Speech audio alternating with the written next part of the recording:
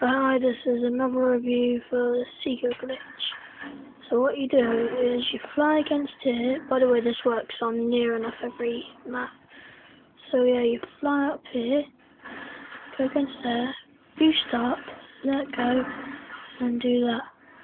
And you're on top. Yeah? And then if you jump down, you could still survive. But look, the missiles go right through. So make sure you shoot everywhere, and if it explodes, that's good, because you could stand there. So like I could stand here, go down there, okay, go there.